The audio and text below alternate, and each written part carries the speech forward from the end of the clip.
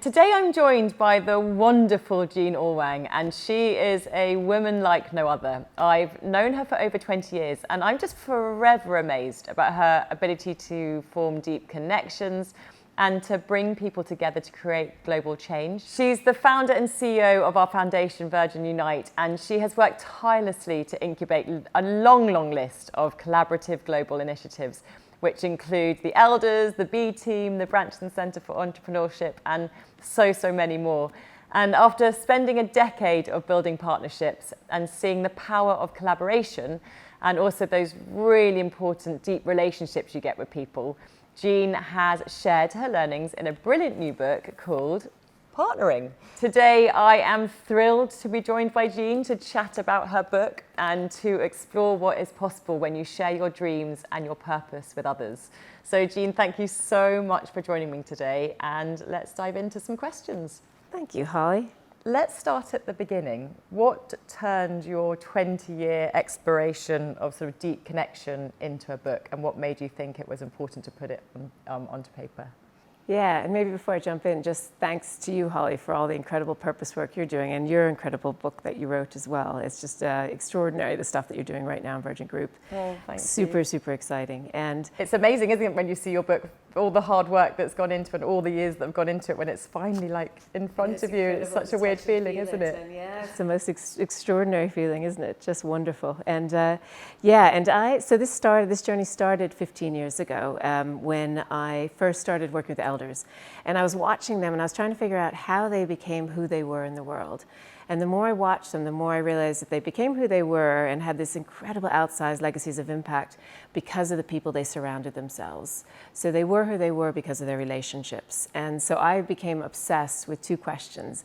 One was, how do you find and really nurture those deep connections who make you who you are in the world and who make you the best version of yourself? And then the second was, how do you take those deep connections and then ladder them up to larger scale collaborations? And the more I got into it, the more I started to realize that we kind of as a world have been pushed into this state of almost hyper-individualism. And I really believe that that is at the root cause of why we often live in fear, why there's so many divisions in the world, and also things like perpetuating racism, perpetuating inequality. And I feel like there's a real opportunity to almost have a relationship reset and figure out how we move from hyper-individualism to hyper-connected. And that's one of the reasons why I wrote this book, because I also feel like that state of hyper-individualism is almost robbing us of leading really meaningful lives. I completely agree with you, and I think it stems back all the way back to childhood and the way the education system is set up to compete with each other. You know, who does better on an exam result, and how do you get into universities based on attributes that aren't necessarily the ones you want to thrive in life as you go forward. And this is why this is so useful, because there's so many learnings in here that people can take away to help them with the future of their partnering and making sure they can grow as people. The work we've done at Virgin Unite is one of the greatest achievements, I think, that the Virgin family has had. And as chair of Virgin Unite, I just couldn't be prouder of the global impact that you and the team have created. And can you explain a little bit more about what we do? Because a lot of people don't know what Virgin Unite does, and also what inspired you and Dad to create and build Virgin Unite. Yeah, and I think, firstly, I just want to say how extraordinary it is that your family, all of you have created this thing that is something that's super agile, can move quickly, can respond quickly, because I think there's very few foundations like that in the world. And when we built Virgin Unite, we wanted it to be like this fast-moving entrepreneurial engine that really could kind of tackle those super unacceptable issues and systems in the world. And that's really what it's been built to do. And we do that in a number of ways, as you well know, because you're in the midst of it all the time. We really four things that we do. One is we build these extraordinary collectives of leaders to look at how we can then go out in the world and change the underlying systems, like the Elders or the B Team. And we incubate them, but then we spin them out to become completely independent so they can work on behalf of the universe. And then the second thing that we do is we really get behind and back extraordinary entrepreneurial ideas, whether that's big change in the beginning, or whether that's 1 acre, or whether it's last mile health, And then the third thing that we do is go out and really advocate to really raise the noise on any unacceptable issues. And that's where, again, you and your family and have been also courageous to get behind things like ending the death penalty, or like the work you and Sam have been driving and doing at Big Change is extraordinary to reimagine the education system. And then the fourth thing that we do is really build extraordinary community. And I think that's one of the things that's most exciting, because just building that collaborative network and this group of friends and then seeing them go off and just do extraordinary things, then we're able to leverage way greater change than we ever could have on our own. One of my favourite things about Virgin Unite, and it's one of the things you just mentioned just then, is the way that it brings people together to create so much more impact than if anyone was just doing it on their own. And the formation of the Elders was one of those things and one of those favourite partnership stories that I think Virgin Unite has ever done. And I'm just wondering, can you tell us how this group of world leaders came together as one? And also, while we're on the subject of the Elders, can you sort of share some of the beautiful stories you witnessed about partnership that was happening within that group? And also, I know there's stories about sort of Nelson Mandela and Graça Machel and how that sort of made them just stronger as a couple. Yeah, and I mean, this was one of the most exciting. I felt so privileged and honored to be part of incubating this.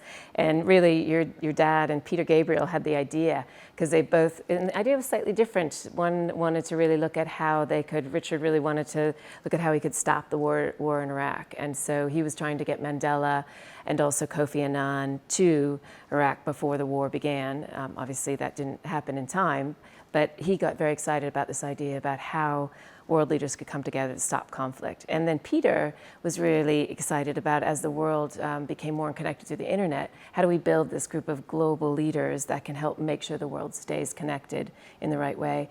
And so really, your dad and Peter Gabriel, two extraordinary friends, best friends from a really young age, came together to create the idea. And then they got Mandela and Graça Machel on board. And it was really beautiful in the beginning to see. At first it was the four of them, and then you got Archbishop Tutu in, and then you got President Carter in, and then you got Mary Robinson in, and then Kofi Annan. So it was this really beautiful, almost what I would call start and strengthen, just bringing them in and strengthening, getting a tighter and tighter group that was so deeply connected. And I'll never forget, we brought together, I think it was across 3 weeks, people from all walks of life, frontline leaders from all over the world, business leaders, government leaders. Archbishop Tutu and President Carter were there, and came together and really co-created. And I'll never forget, on the first day, we had prepared for weeks, this 30-page deck PowerPoint, and we were so excited. And we went in, and the night before, Richard and Peter were like, no PowerPoint. So we've had that before. We heard that before. And so I stayed up all night writing flip charts, and I'll never forget standing in front of my heroes, like President Carter, Archbishop Tutu, with my flip chart, and I'm going through, okay, this is what the Elders are going to be, and President Carter was right in front of me with his piercing blue eyes, and he was just staring at me, and I was like, oh my God, this is great. He must love this idea. This is fantastic. And then I remember him standing up and saying to me, I don't believe in this idea. And I literally wanted to melt into the cement. And I saw Peter and Rich's faces in the back of the room. They were literally, their jaws just dropped to the floor. And so we scurried back into what used to be Richard's office. And I've never before or since seen them so quiet. And we were just like, oh my God, this idea, it's gotten blown up. And then something really beautiful happened where we went outside of that office, and then we spent the next 2 weeks just rolling up our sleeves, co-creating with all of these people, with President Carter, with Archbishop Tutu, with everyone. And the idea that came out the other side of that was so much better than the PowerPoint deck that went in. And when Carter eventually retired, 15 years later, he stood up and he said the Elders was one of the most important things he did in his life. And so that was just such a deep moment of the importance of collaboration and co-creation. That was a really early lesson that we never made that mistake again. We always now co-create. That's amazing. So you have a spark of an idea, but then when you take it to people, everyone forms it together. Yeah, and that's what just happened just over the last few days with you and the family working, and a whole bunch of people coming together around Planetary Guardians, and just co-creating and seeing about how we shape it into something where we bring all of our complementary skills together that creates something even bigger and better.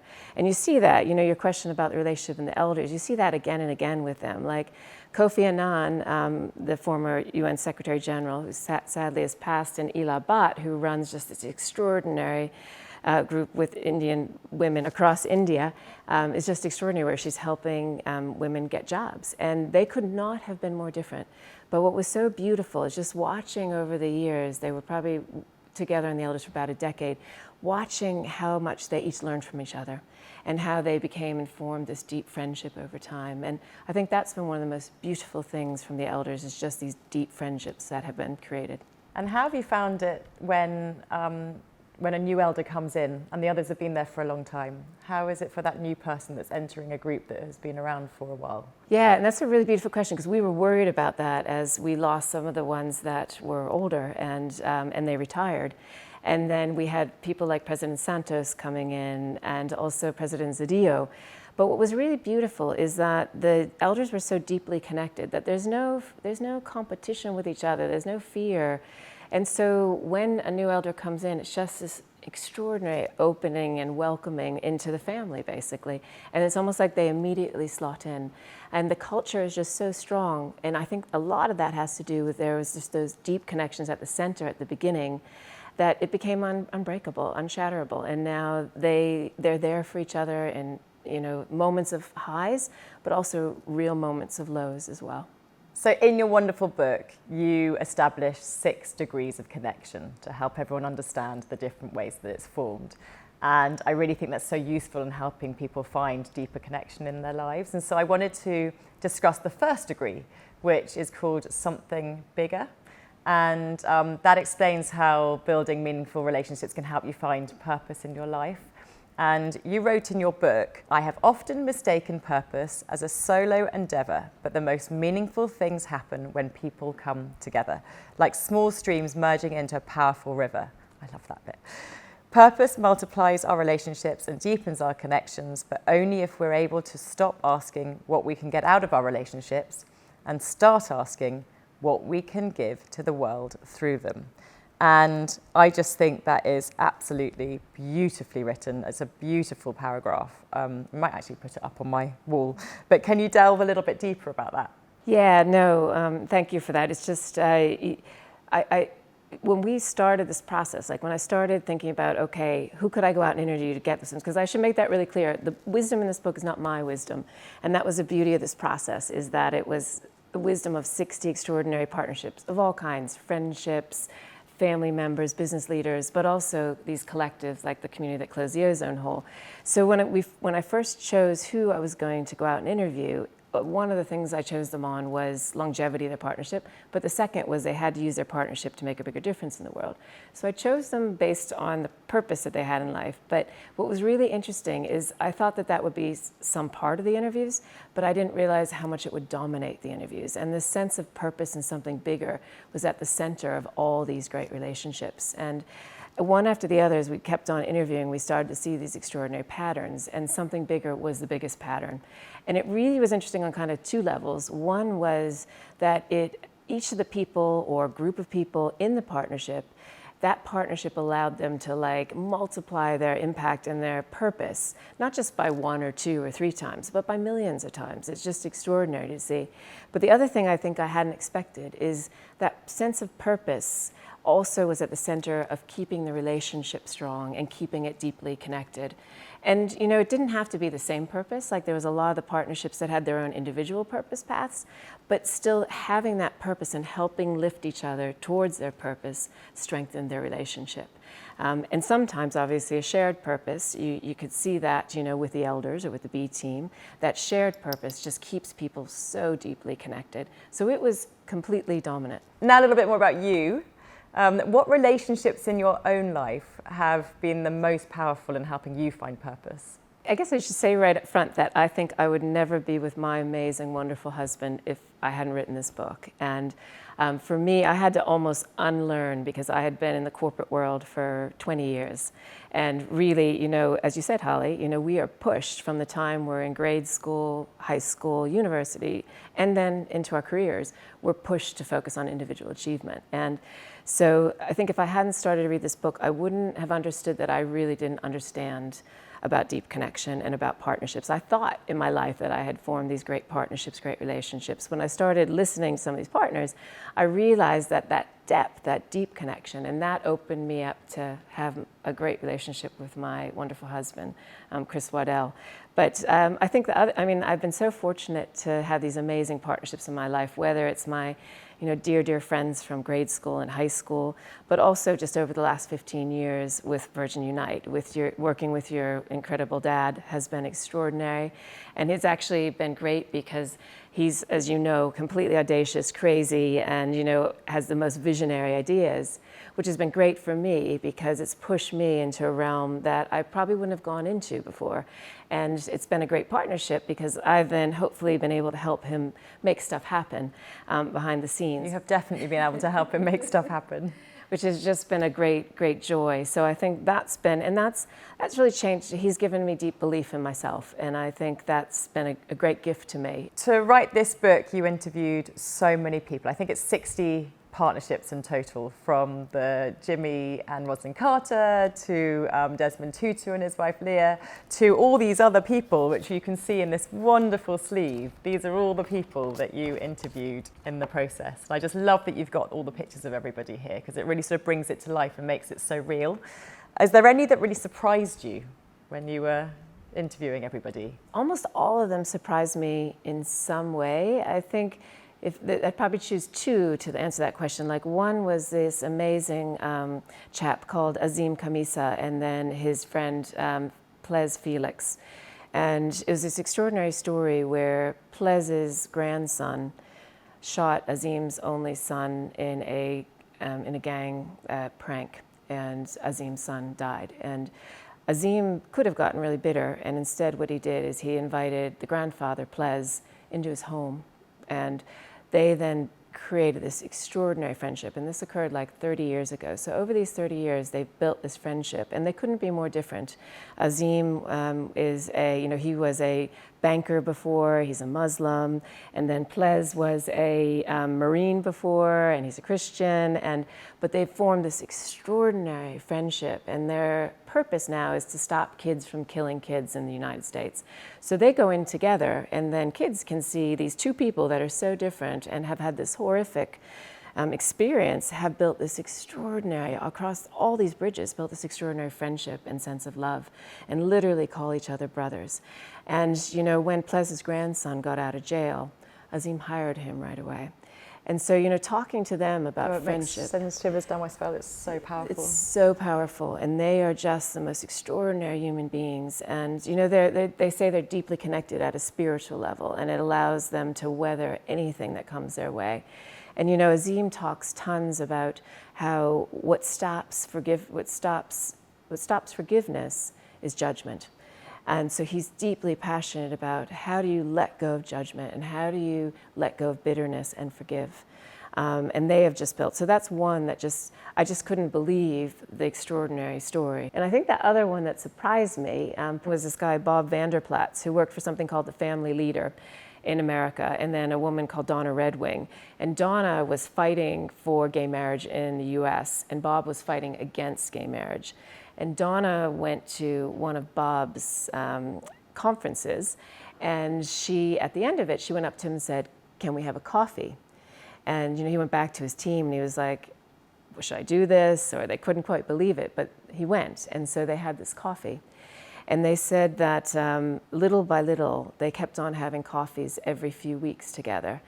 And they would come together, and they had this rule almost that they would talk about what they had in common and not what they were against. And then slowly, they started to share their views on gay marriage, on other issues where they were opposing.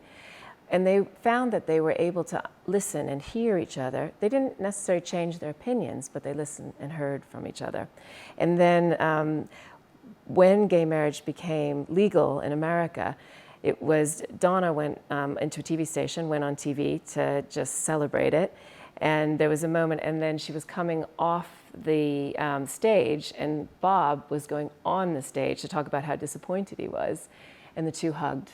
And the TV producer said on TV, "This is a moment I thought I would never see in the world." And it was just this extraordinary partnership and friendship. And, you know, Bob used to tease, because Donna got very ill, and when he would go visit her in the hospital, he used to tease and say, "I used to clear out the room because none of her friends wanted to be there when I was there. But I built this deep relationship with her." And, you know, when she passed, Bob was up there to give the most beautiful eulogy. And again, just this extraordinary friendship across people that had very, very deep divides. Another partnership that you are really fascinated about is about the scientists that found the hole in the ozone layer and what was causing it. And I remember this when I was younger. I remember it being solved, and over this years it's been such an amazing part of history where we've fixed something, fixed a big problem. And I just want to know why don't we talk about that more? Because it's such a huge thing, I think, for young people in school to have. They should learn about these scientists. It's amazing that they came together and they found it. It's amazing that we have solved an issue in the world, and we'll never again, hopefully, have a hole in the ozone layer because of these amazing people and the partnerships that were formed. I just want to know why you think these things are not taught in school, especially like the power of collaboration. It is so important, and it's getting there a bit more, teamwork and things, but we're not examined together, we're examined individually, and that's not real life. And also, what sort of partnerships do you think are needed to tackle all the other issues that we have when it comes to climate change? I am obsessed with the story of how we protected the ozone layer. And you're spot on, Holly, that we don't teach it in schools. It's bizarre. And you know, every room I go into now, I ask people, do you know who discovered and protected the ozone layer? And almost in every single room, no one knows. And I really believe that the reason they don't know is because we are so programmed to think it has to be an individual hero, it has to be one superhero that saved the day, that we don't think and understand when it's a collective of friends. We don't talk about that. And when I started to delve into the ozone story, what I found at the center of this beautiful story was a story of friendship. And there was all these deep connections at the very center, and that those deep connections have weathered some of them over 30 years now to make sure that we continuously protect the ozone layer. And I think when an issue gets complicated like that, and it demands that more than one person or two people, it demands thousands of people, like we did with the ozone community, then we don't have the words and the language to talk about it. And you know, I've been in so many rooms lately where they talk about collaboration, but then they're demonstrating the opposite in the room. They're talking over each other, they're trying to be the smartest in the room. And I feel like that ozone story was a demonstration of people that were all working together towards this intoxicating purpose of, you know, protecting the ozone hole. And protecting the world. Protecting the world. We wouldn't be sitting here right now with the sun coming in the windows if we had not protected the ozone layer.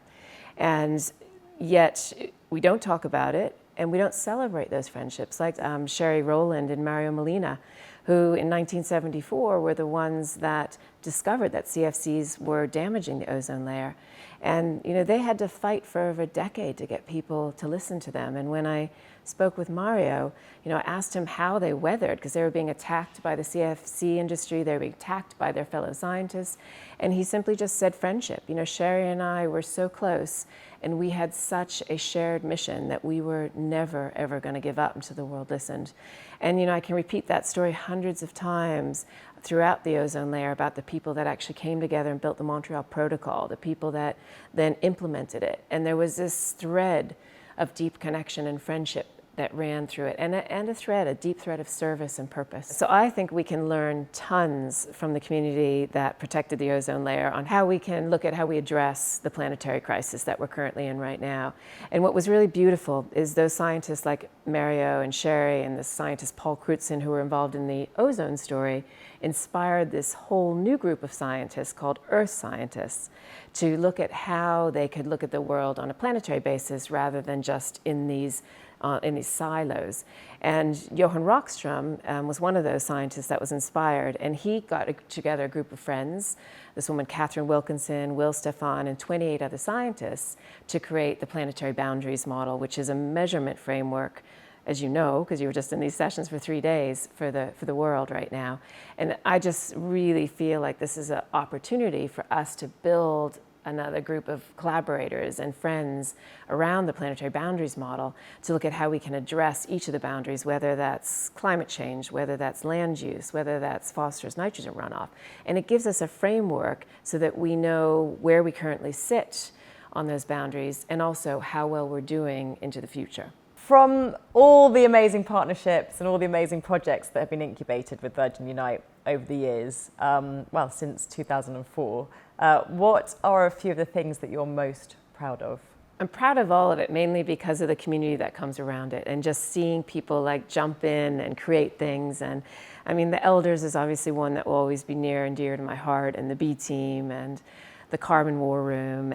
But I also am really passionate about the things that I think the family and the brand and Virgin Unite have got behind that no one else is getting behind, like ending the death penalty, and just to see the extraordinary group of friends at the center of that who have been working on this issue for decades and had no support.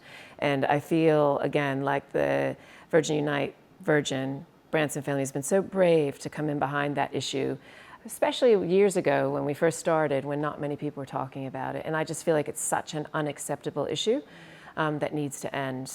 So I feel like those ones that no one's paying attention to, those gaps where we can make a big difference, are also things that really excite me and make me proud that we're doing them. I had the wonderful chance to become friends over the years with two extraordinary human beings, Anthony Ray Hinton and Lester Bailey. And Ray was incorrectly incarcerated on death row for close to 30 years. And he was freed about 6 years ago now. And he wouldn't have been freed if it wasn't for the amazing Brian Stevenson. But as I got to know them and their deep commitment, and Ray could have come out of prison just so bitter, and instead he's come out and he's on fire to end the death penalty. And I've had the great privilege of going and staying with Lester and Ray in Alabama, and a dear friend, Shannon Sedgwick Davis, and just sitting there and being with those two friends. They have this beautiful thing where their two houses are on the other side of this little small church in between, and they just see each other every single day. But the beautiful backstory on that is when Ray was in prison for 30 years, Lester drove to see him every single week for 230 miles each way, and he never let Ray down. And it was just this extraordinary friendship that from childhood. And you know, Ray wouldn't be here if it wasn't for Lester, and Lester wouldn't be here if it wasn't for Ray. And you know, when I went to visit them, we were walking out of the steps of this tiny little rickety church, and when we got on the path in this like beautiful pine trees, you know, Ray just said, "I wish everyone in the world had a friend like Lester." I've met them both as well, and the friendship is amazing to see. And Ray's story is devastating, and there's so many other people that have had experiences like Ray where they've been incarcerated for something they haven't done, and even worse, been on death row for something they haven't done. And as you say, Brian Stevenson, he is amazing, and it's just there's not enough of him because of all the sadness that of all these people that are being put in prison for something that they haven't done. Yeah, and like Brian could have, I mean, he worked with Ray for 15 years to get him out of prison. And that deep connection's an extraordinary friendship. But can you imagine if Brian hadn't stuck with that and been persistent and really loved Ray and had him at the center of his heart and just kept on fighting, Ray would have been executed. Doesn't bear to think about, really. When you look at the work that Virgin Unite are doing at the moment, and what its partners are doing at the moment, what are you most excited about that's coming up? I think moving the world to really understand the planetary crisis that we're sitting in right now. And as you well know, this week the IPCC report came out, which was really scary. And we need to be moving faster and further together, and we need to radically collaborate at a scale we have never even dreamt about. And I really believe that we have to learn how to partner in order to do that, in order to move at that fast pace and move at that scale that we need to right now. So I'm super excited about this collaborative effort that's coming up about around the planetary guardians and the planetary boundaries model. And you know, I'm also really excited to see some of the ones, the initiatives that we've incubated over the years really just flying on their own. And you know, we started the Carbon War Room years ago, and then we merged it, which is very rare in the not-for-profit sector, with Rocky Mountain Institute and Amory Lovins. And that merger has been super successful, again, due to just extraordinary human beings like Jules Kortenhorst at the helm of RMI and his team.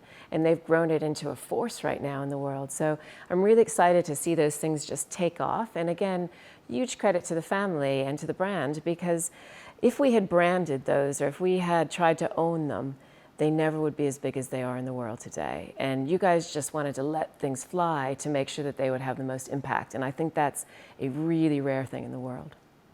Well, I'm also very excited about lots of people reading your book. I just think if more and more people can form connections like the people in this book, the world will be a better place. So thank you for putting pen to paper, and thank you for giving us all the tools that we need to form those relationships. It's been lovely talking to you. Thank you, Holly. And thanks for, again, everything that you do in this world. We're super, super blessed to have you, not only as the chair of Unite, but starting Big Change. And you and Sam just epitomize bringing people together. Well, we couldn't have done it without you. So thank you very much.